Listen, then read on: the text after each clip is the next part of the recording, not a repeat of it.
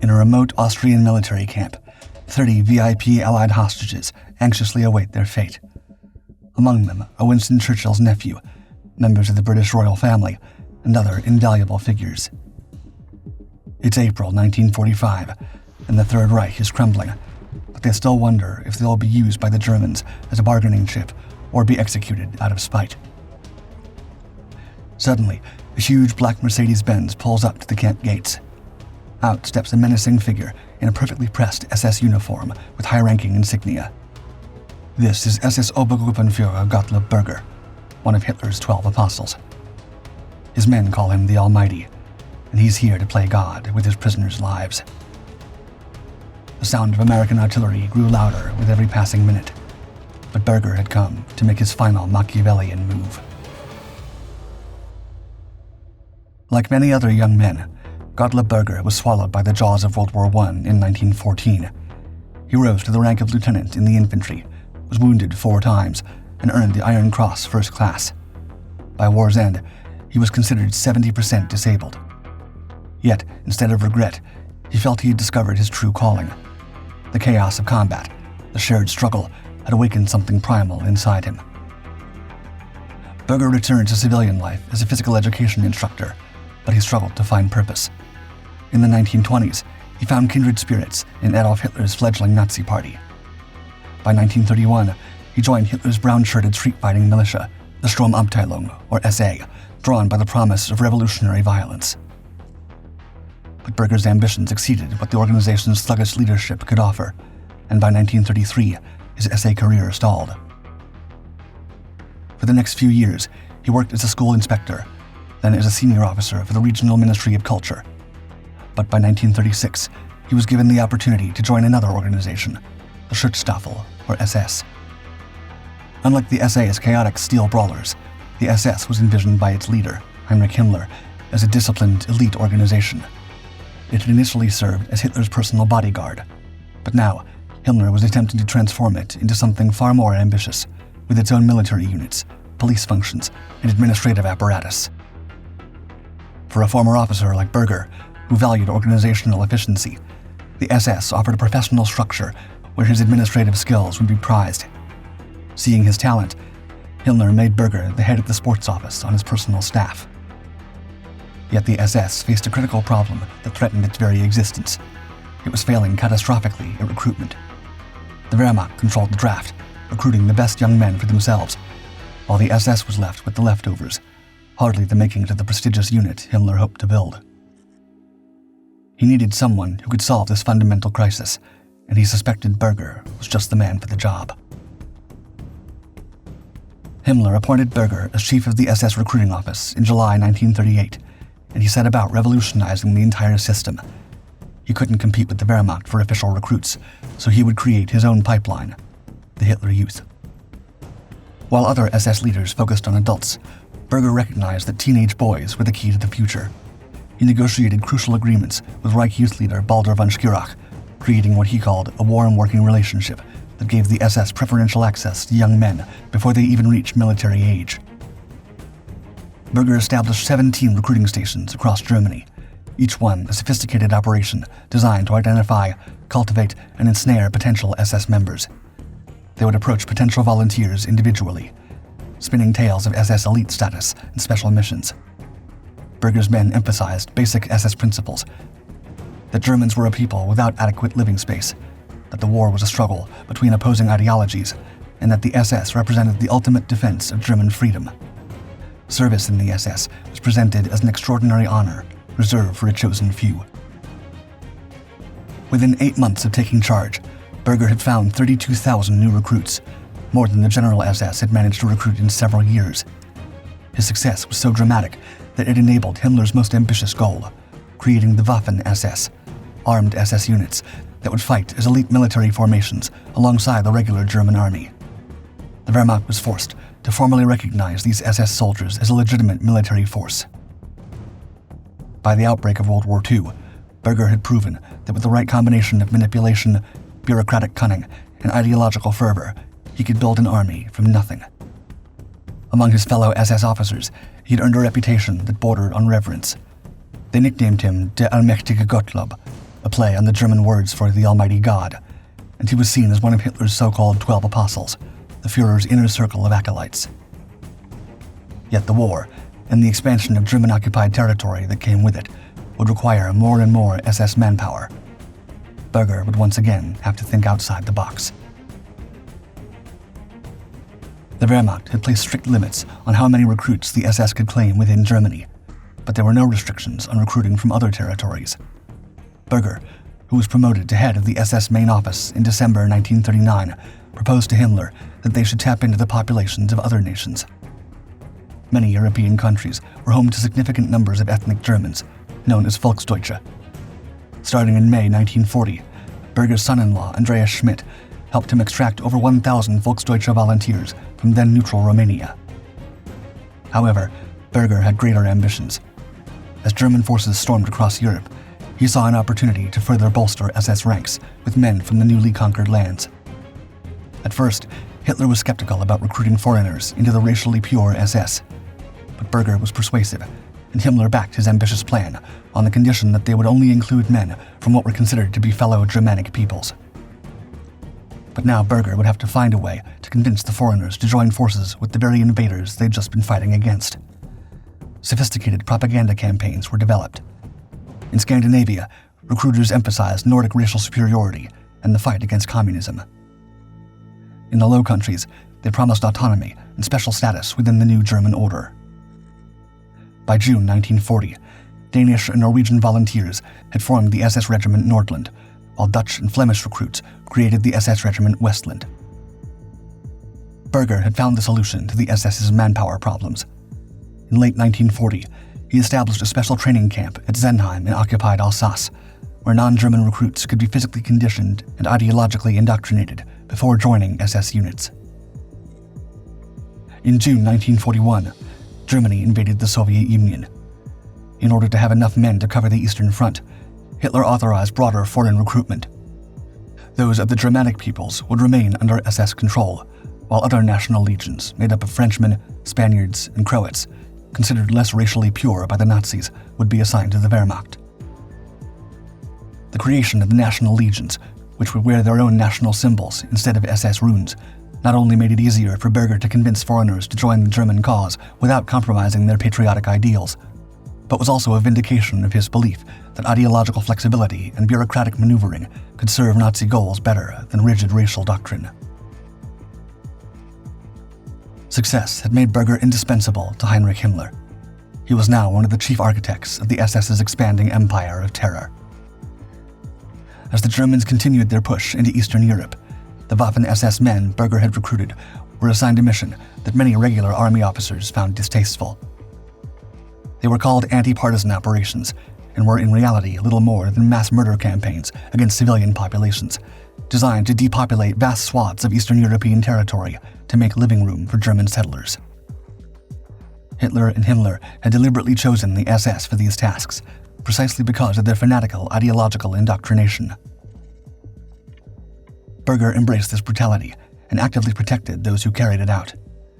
In January 1942, he'd successfully lobbied for his old World War I comrade, Oskar Dirlewanger's unit, to be formally incorporated into the Waffen-SS as the SS Sonderkommando Dirlewanger. This was no ordinary military formation. It was composed largely of convicted criminals and court-martialed soldiers, deployed specifically to execute the most abominable deeds of the Nazi occupation. Operating primarily in occupied Poland and Eastern Europe, Dirlewanger's men earned a reputation for extreme brutality and sadistic violence.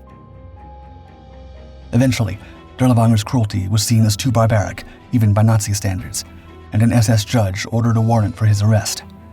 But Berger intervened personally to protect his old friend, telling Himmler, quote, "A savage country cannot be governed in a decent manner." Berger was becoming the living embodiment of SS ruthlessness. Meanwhile, as Waffen-SS losses mounted on the Eastern Front, Berger's recruitment methods became increasingly coercive.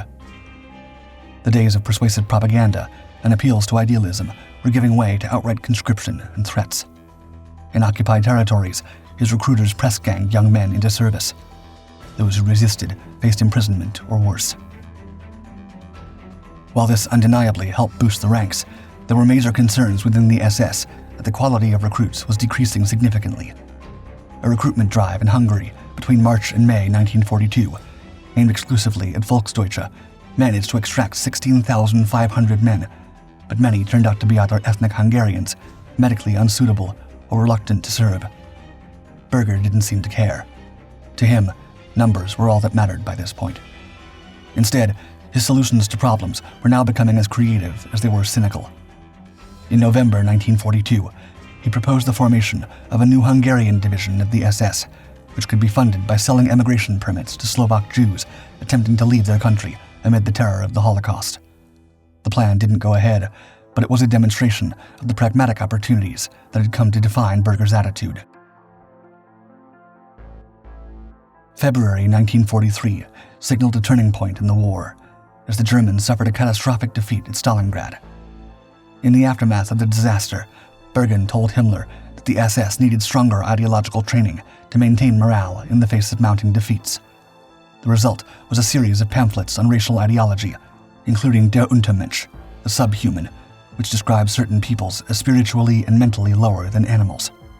The propaganda was more vicious than ever, designed to dehumanize the enemy and justify the increasingly brutal nature of the war.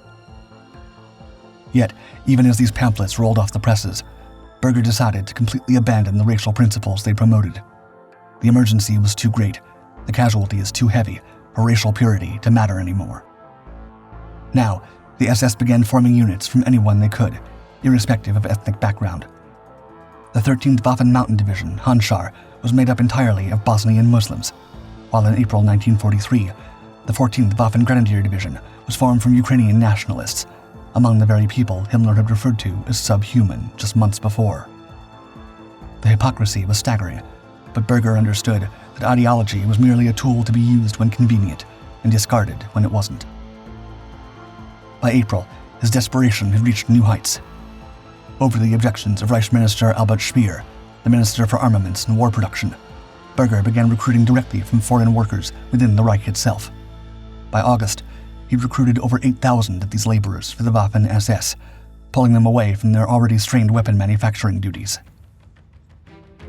By the end of 1943, a quarter of the Waffen-SS was made up of non-German volunteers and conscripts. When asked about the wisdom of sending foreign recruits to perish for Germany, he simply responded that for every one of those fallen soldiers, quote, "no German mother weeps." As the situation continued worsening for the Reich, by 1944, Berger was descending into outright criminality. June that year saw the implementation of one of his most controversial schemes yet.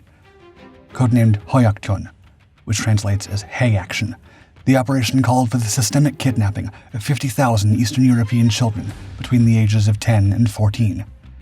These children would be torn from their families and transported to Germany to serve as forced laborers in the Nazi war machine. Soon, Berger found himself taking on new responsibilities that would expand his complicity in Nazi atrocities. On July 20th, after the failed assassination attempt on Hitler, the shaken regime turned to its most trusted figures. Himmler was given control of the replacement army, and he immediately delegated the administration of all German prisoner of war camps to Berger. He was now in charge of hundreds of thousands of captured Allied soldiers. Yet the following month, he would be given another duty. On August 23rd, an uprising broke out in Slovakia against the German puppet government.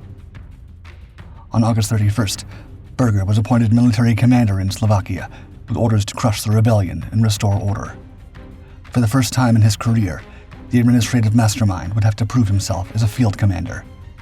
He was given 10,000 men against a rebel army of 47,000 fighters defending mountainous terrain they knew intimately. The results were swift and humiliating. Berger's forces made little progress against the determined Slovak rebels. The uprising continued to spread, and by mid-September, he'd managed to pacify only western Slovakia and the Va Valley. The main rebel stronghold remained intact, and the insurgents had successfully tied down German forces that were desperately needed elsewhere. On September 19th, after less than 3 weeks in command, Himmler replaced Berger with an SS police leader who would eventually crush the revolt with additional troops and brutal methods. For Berger, it was a stinging defeat. but the Nazi regime still had use for his organizational skills. Almost immediately after his Slovak failure, Berger was appointed as one of 2 chiefs of staff for the Volkssturm, Hitler's desperate attempt to create a civilian militia from the remaining male population in Germany, mostly old men and teenage boys. January 1945 brought the coldest winter in decades to Central Europe. Temperatures plummeted to minus 13 degrees Fahrenheit, and blizzards swept across the frozen landscape. It was in these conditions that Gottlob Berger would oversee one of the most brutal chapters of the war. As Soviet forces launched their massive offensive on January 12th, advancing rapidly through Poland and East Prussia, German authorities began frantically evacuating prisoner of war camps. Over 257,000 Western Allied prisoners were being held in German military camps, scattered across the collapsing Eastern territories. Rather than leave them to be liberated by the advancing Red Army, Berger's administration ordered them to march west. The first evacuations began on January 19th and were joined by camps across Poland. Columns of prisoners, many already weakened by years of captivity, were forced to walk in sub-zero temperatures with inadequate clothing and virtually no food. They marched between 10 and 25 miles per day, sleeping in barns, churches, or simply in the open snow. Few had proper boots, some wrapped their feet in rags, and others marched barefoot through the snow. By the end of February, Berger had over 80,000 Allied prisoners trudging westward across the collapsing Reich. As the grimly named death marches continued into March and April 1945, the guards escorting Berger's prisoner columns complained they'd been abandoned to fend for themselves under impossible conditions. They frequently reached railroad junctions where promised trains had been delayed or commandeered for military purposes, forcing them to continue directionless treks on foot. As the Third Reich entered its final weeks, Bergen's role as the administrator of POW marches had made him complicit in one of the war's most brutal episodes. Thousands of Allied prisoners had lost their lives under the system he coordinated. Yet Berger was preparing for one final calculated performance. On the evening of April 12th, SS troops arrived at the gates of Colditz Castle. The prisoners inside had spent the day listening to distant American gunfire, knowing liberation was only hours away. Instead, they watched as German soldiers formed a double line outside the fortress. The SS had come for a specific group of prisoners, the Prominente. These were the relatives of high-ranking Allied leaders. Giles Romilly, nephew of Winston Churchill, Viscount Lascelles, and the Master of Elphinstone, both nephews of King George VI, and other aristocrats and important figures. The prisoners had long suspected this day would come, fearing they would be used as hostages in Hitler's rumored final stand in the Bavarian Alps. Before midnight on April 13th, 30 prisoners were loaded into 2 ramshackle buses headed east through the ghostly ruins of Dresden, destroyed just months earlier in Allied bombing raids, eventually arriving at a military camp in Austria. It was there they encountered SS-Obergruppenführer Gottlob Berger. He arrived in an enormous black Mercedes-Benz, a formidable figure in his crisp uniform. Berger gathered the prisoners and made a dramatic announcement. He had just returned from Berlin, he told them, from a personal meeting with Adolf Hitler. The Führer personally commanded him to execute them all. The prisoners waited in tense silence as Berger let his words sink in. Then, after a calculated pause, he delivered his surprise. He had no intention of following that order.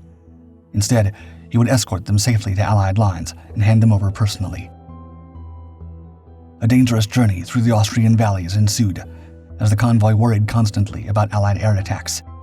They also feared rogue SS units in the mountains who might be eager to carry out Hitler's original sentence. True to his word, Bergen delivered the Prominente safely to American forces in Innsbruck. By saving the lives of Churchill's nephew and British royalty, he hoped he had secured the most valuable insurance policy possible for the war crime trials that were certain to follow. On May 7th, Germany surrendered unconditionally to the Allied forces. The Third Reich that Berger had served so faithfully was officially over, but he remained at large in the chaos of the collapsing Bavarian Alps. He commanded the remnants of the 13th SS Army Corps, fragments of the very Waffen-SS divisions he'd helped recruit over the years, including pieces of the 17th SS Panzergrenadier Division and the 35th SS Police Division. Berger knew his situation was hopeless. Unlike many Nazi leaders who chose futile resistance or to take their own lives, he made a pragmatic decision. He would surrender separately to American forces, avoiding capture by Soviet troops who would show no mercy to SS commanders. On May 9th, he managed to locate a regimental commander of the 101st Airborne Division and formally surrendered to U.S. forces. The next day, he was arrested and placed in Allied custody. Now, the man who had spent his career managing other people's fates would discover his own. For 2 years after his arrest, Berger remained in Allied custody while prosecutors prepared their case against him.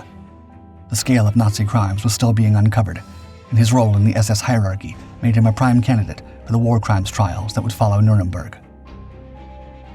On November 18, 1947, the final indictment was lodged against Berger and his co-defendants in what became known as the Ministry's Trial. When proceedings began on January 6, 1948, Berger faced 8 counts of war crimes and crimes against humanity. The charges were devastating: complicity in the murder of prisoners of war, participation in the concentration camp system, the enslavement of children through the Hoyakton program, and membership in criminal organizations.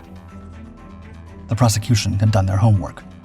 They produced evidence that Berger had been present at Heinrich Himmler's infamous October 1943 speech in Posen, where the Reichsführer SS had explicitly spoken of the extermination of European Jews. When Berger's defense counsel claimed his client hadn't understood the word extermination to refer to Jews, the prosecutors presented his own wartime writings contradicting his defense.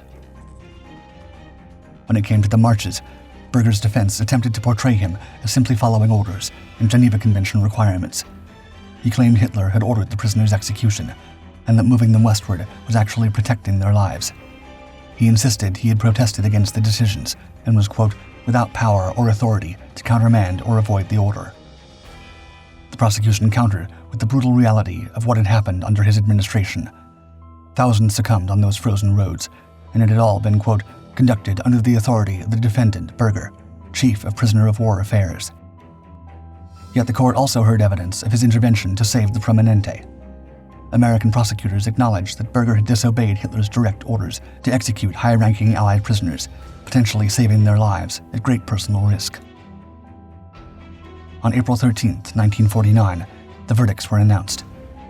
Berger was acquitted on some counts, but convicted on others, including the execution of French General Gustave Mesny, participation in the concentration camp program, and his role in the forced conscription of foreign nationals.